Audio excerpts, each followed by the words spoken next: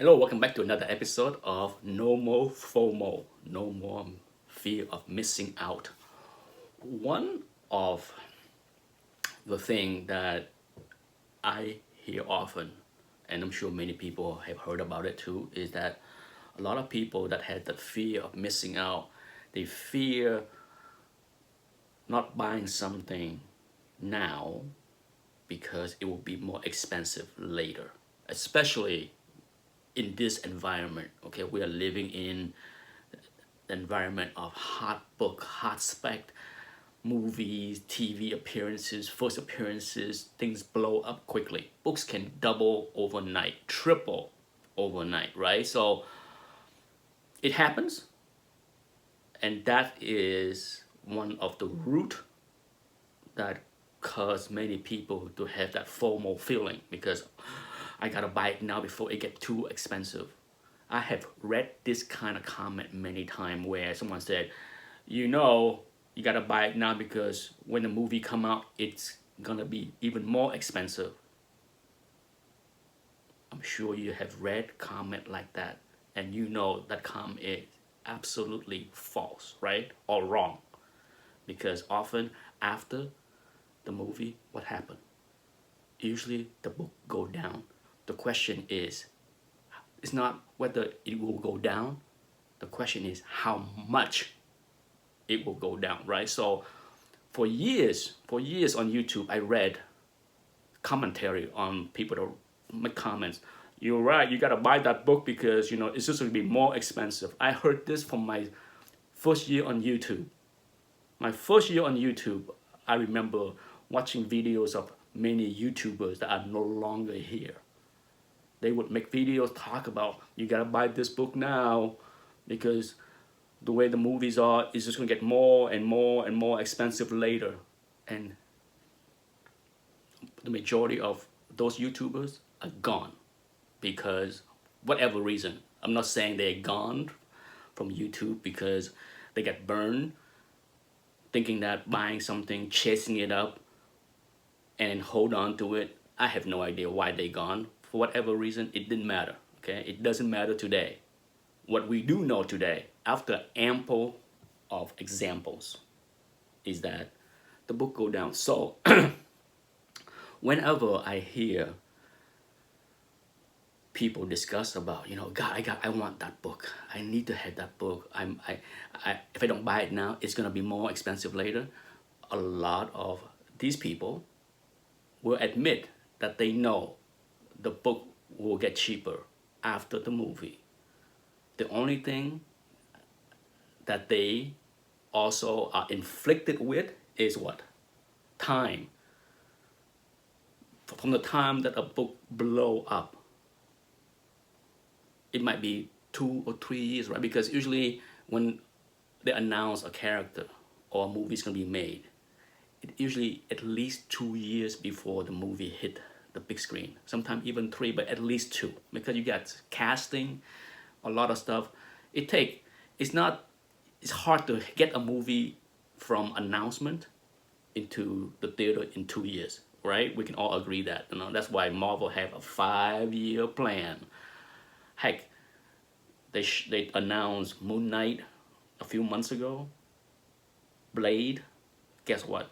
They are nowhere near even production for Blade. So it might be 2 years from now before we see a trailer for Blade. So it takes time. So because of that, the time frame between a book get hot and then get cold is, yes, 2 or 3 years.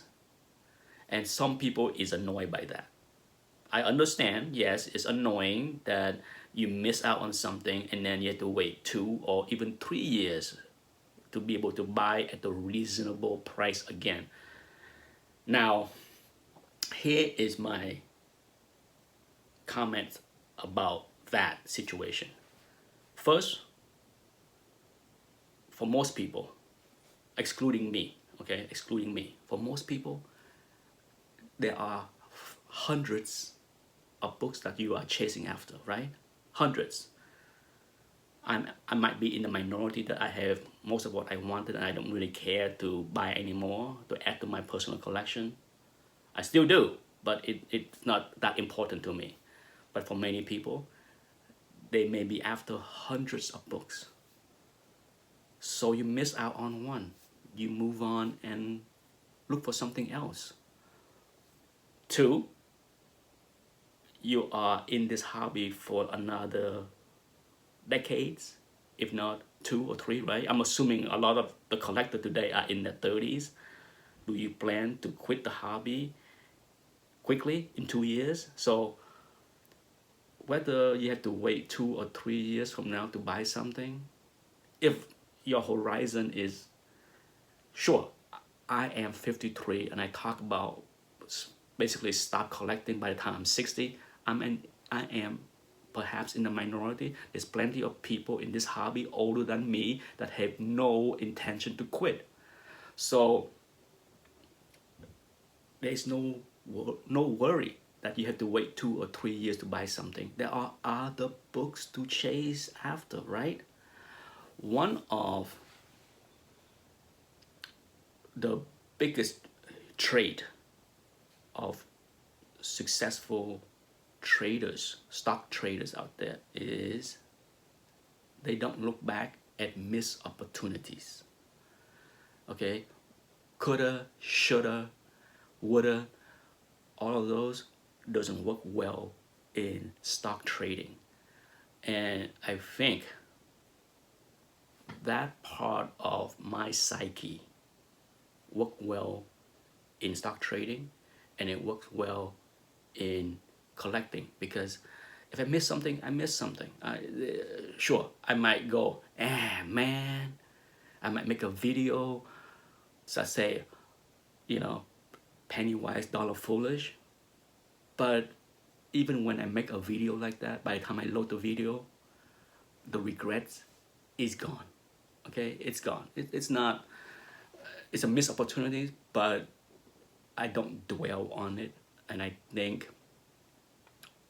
for some people, that's their personality. Not everybody are made of the same mindset. Okay, that I understand. I'm not here to try to tell you to think like me.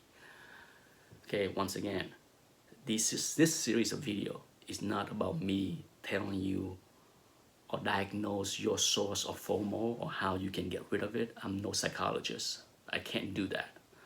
But I can tell you how my mind works and how it doesn't impact me over the years.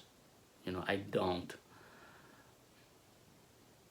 focus so much on what I miss, if that makes sense, right? I focus on what I can get now at a reasonable price. That's has been my approach for a long time, and it's something that I personally think that this is one of the biggest reason for FOMO for a lot of people, more so than a need to brag, more so than a need to because of jealousy or other reason that I have mentioned in this series of video. I have shot, this is the 7th video of this series, so depending on the sequence when I load things, it might be the 3rd video that you see. So, but there is all kind of different reasons for FOMO, but I do believe that this is one of the biggest source and reason for FOMO. Is a lot of people hastily wanted to buy something because their thinking is that if I don't buy it now, I have to pay more, which is false. Okay, we all know that. It's all it takes is patience. Okay, patience, because the book will come down. It might not come down all the way. Some book does. Okay, some book does. For example, I'm pretty sure if you look up Marvel Premiere 15 Iron Fist, that book came pretty much down to where it was before the hype with the TV show, right? So some book will, and if you wait 2 or 3 years, you'll be fine. there are so many other books to chase after, right? Don't you agree? I think everyone that tell me, oh, I don't want to miss out this book. I don't want to because I had to wait 3 years. You do agree that you have other books that you can buy in the meantime, right? So focus on that. Let's focus on what you miss. Does that make sense? It always makes a lot of sense to me. But then again, that's my advice, okay? I, as always, I think I'm blessed with that kind of mindset where, it's not a big deal if I miss out on something. Oh shuck, and then I move on to the next one. And I think that works really well with stock traders. I I don't know any successful stock traders out there that wallow in failures or miss opportunities. There is no room for it. There is no room for, oh man, I bought this stock, I lost money. Oh man, I should have bought this stock because now it tripled. You miss it. There's 5,000 other stocks you can choose from. So move on. And I think that mindset apply to both stock trading and this hobby for me. Thanks for watching. Bye bye.